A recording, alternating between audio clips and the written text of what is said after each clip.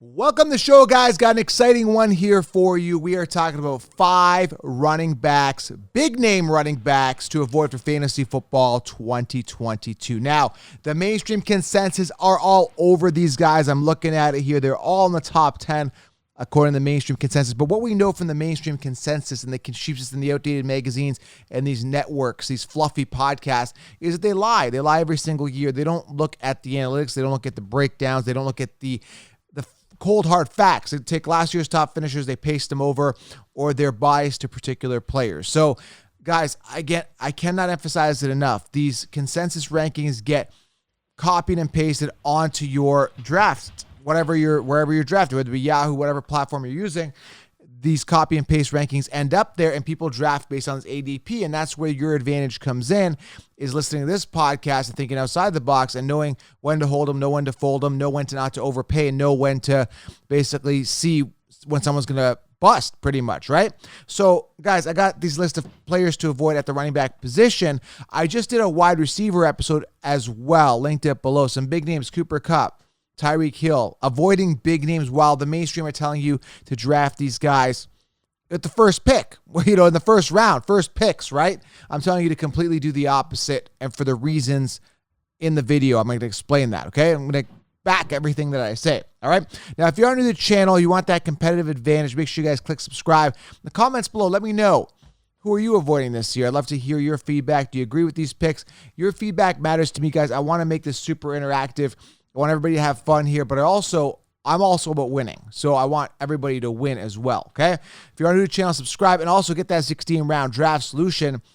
Guys, this is the game changer. I don't know how else to tell you. Draft kits are dead. I hate to break it to you. Outdated magazines are dead. Get 16 rounds. I create something so everybody wins, okay? It's like having me at the draft with you. Video training, optimal notes, sleepers, breakouts, everything laid out in the video training with notes. I'm going to add a printable cheat sheet. I'm going to update the notes up until the season starts. Get the 16-round drafts, which I've linked it below. Head on over to thefantasyfootballaccounts.com. Get it. I've also got Fantasy 365, which is an in-season program. You log in. It's a community. Amazing stuff. But first and foremost, get into 16 rounds. Then you can jump into 365 when the season starts as well. All right, let's dive in. First running back, I'm going to be avoiding this year, guys. It's very simple for me. And it's not brain surgery, guys. Years to wow me, I'm not wowed. Last year busted. The guy I'm talking about is Nick Chubb, by the way. Last year, everybody told you round 1 Nick Chubb. I told you no. We've seen a pattern here, guys. I hate to sound like a broken record. It frustrates me because Kareem Hunt is there. Kareem Hunt, when healthy, is a PPR monster, and he outscores Nick Chubb on a game-to-game basis in PPR. And PPR is the number one format. That's what I talk. I talk 1-point PPR on most of the time, right? So you got to look at a guy like Nick Chubb, who's sitting 8th on the consensus rankings. The Sheep have him ranked 8th because it's their golden boy. They love this guy. This guy is not a factor in PPR. He just isn't. Last year, busted based on his ADP. He was like top 5 running back. Finished 13th amongst running backs, so he did bust. 228 attempts, and I believe Kareem Hunt was hurt for most of the season. So Kareem Hunt was banged up, yet still this guy still finished 13th, even with Kareem Hunt only playing 8 games, okay? So you gotta factor in a healthy Kareem Hunt, new offense, and you gotta understand Deshaun Watson will be running the ball. He runs the ball. Deshaun Watson is a running quarterback. I don't know how else to tell it to you. I don't see Nick Chubb having a big year. 228 attempts last year, 1,259 yards, 5.5 yards per carry, and 8 touchdowns. Not bad, but he busted based on ADP. His ADP is too high this year. Busted on ADP last year, and his average draft position way too high, 8th amongst running backs, which means he's probably going to be a second rounder. Not investing, not drafting, new offense, new quarterback, Kareem Hunt coming back. And we've seen Nick Chubb bust pretty much every single year he's played, yet the mainstream continue to have him in the top 10, which is absolutely ludicrous. And you see a guy like Saquon Barkley, who is, in a contract year, and he's sitting about, 7, 8, and on the rankings, he's like 15th to 20th, whereas Nick Chubb is sitting 8th. So, look at the value of Saquon, who will be a workhorse running back if they make improvements on that O-line, which I believe they will in the NFL draft. So I'm all over Saquon for value compared to Nick Chubb, who is ranked, 8 or 9 or 10 spots ahead of him, which is absolutely ludicrous. being in a committee that he is on a new offense. So Nick Chubb, completely avoiding him, will not be drafting him. Second guy here, and I have no idea, guys. You guys got to fill me in. I'd like your feedback on this because I don't see it. DeAndre Swift is currently sitting, guys, at number 9. He's sitting in the top 10 amongst running backs here on the consensus. I'm seeing it. I'm seeing the crap that they're feeding people. Now, I get Swift has some upside. I get Swift is a young player. I get Swift is okay. But when I pull up his numbers last year, 151 attempts, I look for, especially a top 10 running back, I don't care. I don't care about PPR. All I care about in regards to PPR, meaning he's going to catch a lot of balls like Austin Eckler, I still want the full volume. I want that guy that's going to get a lot of volume. I like a lot of snap count. I like a lot of rushing attempts. The Derrick Henrys, the Najee Harris, the Jonathan Taylors. I'm not all about this 151 attempt crap. Like, I'm just not. 5 rushing touchdowns. Now, again, receptions, what do you have? 62 receptions last year. DeAndre Swift had. Now, he only played 13 games, 62 receptions, which put him 4th amongst running backs in reception. So that's pretty impressive considering he only played 13 games. And he only had 2 receiving touchdowns. So that doesn't excite me, right? They're thinking that he's going to be the next Austin Eckler. Guys, suspect offense. Obviously, Detroit's got to make some improvements. But when was the last time a Detroit running back finished top 10? I can't even remember. Like, it doesn't sink in for me, right? So I'm looking at a guy like DeAndre Swift. I'm thinking, man, he's in the top 10 on the consensus rankings. You're going to have to pay early draft capital for him. I'm not paying it. I'm just not going to pay it. Again, in the 16-round draft decision, I'll tell you who to draft and who to omit. This is for me, personally. I will not be drafting DeAndre Swift, who peaked at 151 targets.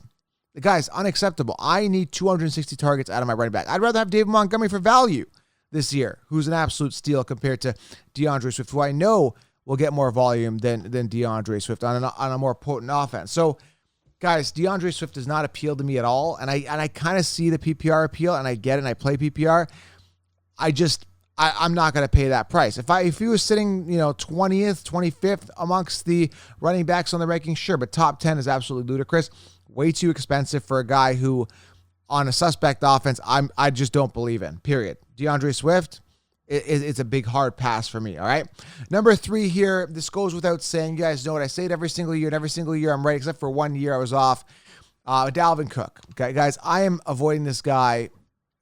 I don't even know what to tell you. I don't even want to dive into this. You guys know my reasoning. If you are new to the channel, you might not know my reasoning, but I'm going to explain it last time. Dalvin Cook, first and foremost, is sitting 5th on the consensus rankings.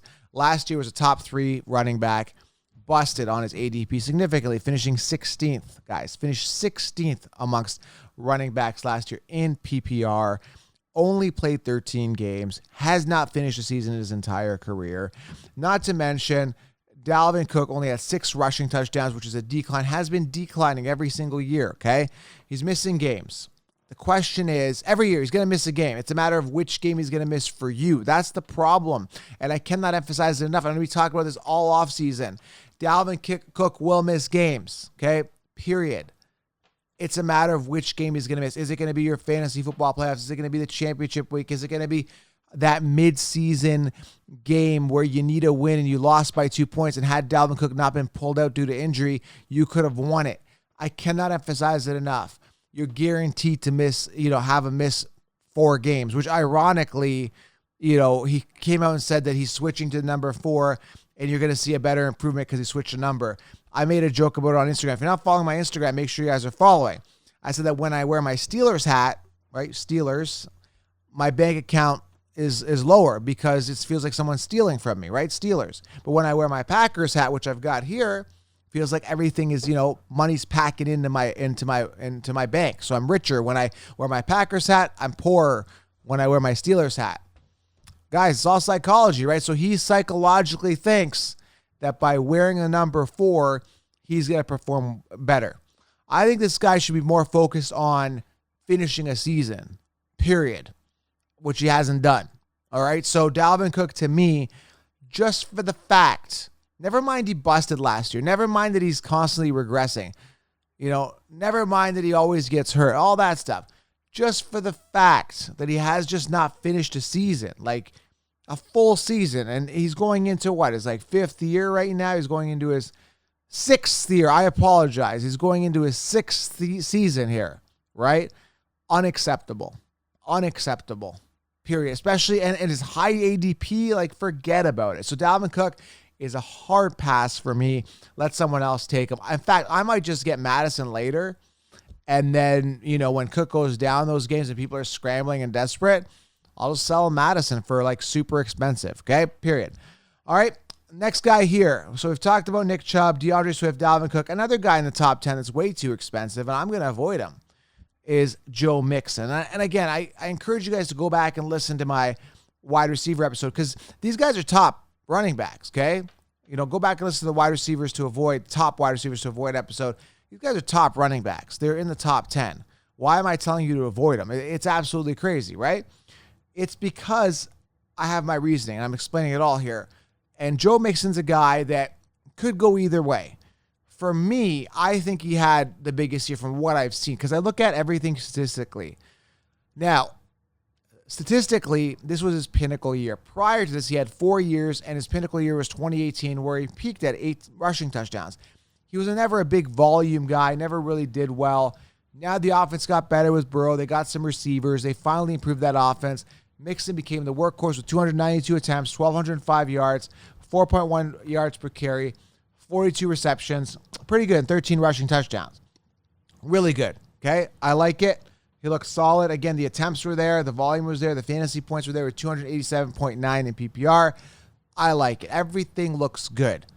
But he's played 5 years. And out of those 5 years, he had one pinnacle year where he showed himself. And maybe he has now turned into the next Derrick Henry for all I know. I personally, based on only one big mega year like that, now he's had 3 1,000-plus rushing yard seasons, which is good, right? But, years to wow me, I wasn't wowed until last year. It took 5 years to get there. I don't know if it's an anomaly. And for that reason alone, I'm staying away. Now, do I like Jamar Chase? Yeah, I like Chase. Am I going to pay a first-round pick for Chase? I'm not sure yet. Because, again, that's the only wide receiver from the top 5 receivers I really like, because I still think youth is on his side. I still think ceiling is on his side. He only had around 128-plus targets. That can go up. I still think the ceiling is there for Chase, right? I just don't know about Mixon, though. I have mixed feelings about Mixon. I'm personally probably going to be avoiding him, especially sitting 7th amongst running backs. He's going to be coming off very early. For me, I don't feel warm and fuzzy about him. I just do not, period. So Joe Mixon might be a pass for me, but if someone else gets him, maybe he'll do well for them. I'm personally avoiding him, okay? Next guy here is Christian McCaffrey, currently sitting 4th on the consensus rankings. He's coming off in the first 2 to 4 picks, period. This guy's coming off Taylor. There's going to be Taylor, Henry, maybe Najee, then in comes CMC. Why don't I believe in CMC? Well, first and foremost, it's an entirely new offense from when he thrived, which was, I believe, was 2019. Christian McCaffrey is a guy, he's talented, but, when you put it in perspective here based on ADP, he's very expensive. When you lay it out in front of me, and I look at, 2020 and 2021, I'm seeing 10 games played. Okay, period. I mean, I don't know how else to tell you this. He's played 10 games in the past 2 seasons. And last year, if you saw that injury, he was just running. It was a little pitch out to the outside, ran to the outside, and just nobody touched him, and he got hurt, and he was done for the season. Like, I don't know what to tell you. Like, the guy's made of glass. He's shown that modeling is more important. I don't know if you guys see my stuff, and you guys might think I sound like a broken record with Christian McCaffrey and his modeling. He's out modeling. It's about priorities. It's like this guy's been incentivized. He's been paid. His pinnacle year was, 2019. He had the 287 attempts. But prior to that, 287 attempts was his peak year, right? 219 attempts in 2018, 117 in 2017 in regards to rushing attempts, right? He had that big year in 2019 with 287 attempts. Also got it done in the receiving game. He had 1,005 receiving yards and 4 receiving touchdowns, 1,387 rushing yards. He was the man in that offense. Things changed, guys. New offense, new situation, suspect quarterbacks. Who knows what's going on there? I got to see after the NFL draft here, but as it looks right now, I just don't trust him. And the fact that the sheep are saving face, having this guy ranked in the top 4, yes, Saquon, who's in the entirely same situation, coming off injury, hasn't played much. I think they're going to improve that O-line. They're going to make Saquon, the centerpiece of that Giants offense. Similar situations, guys, with these guys. Great talent physically, just haven't got it done the past couple years. Injuries kind of played a factor, but I think this is the year where Saquon pops and CMC could pop as well. But the difference in average draft position where you get Saquon, a similar player, for immense value, third round, maybe fourth round, maybe even as early as late second, whereas I have to pay a mid-first round pick, early first-round pick for CMC.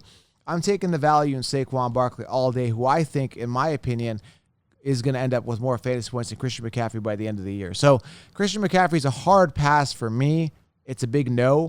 Again, partly because he's only played 10 games in 2 seasons, and another reason, suspect offense, and he's too expensive. Those are 3 big reasons why I'm avoiding Christian McCaffrey.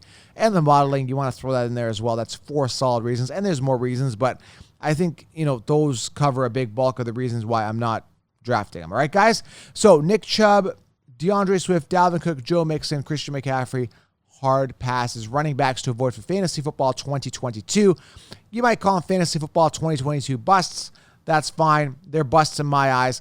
I don't trust them. Other than Mixon possibly having a safe year, that's it. And again, there's some ceiling with DeAndre Swift, but I haven't seen it yet.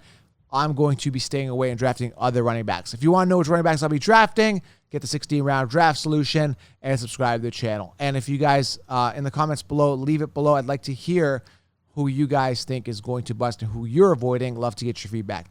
Thanks, guys. I'm out. I appreciate you.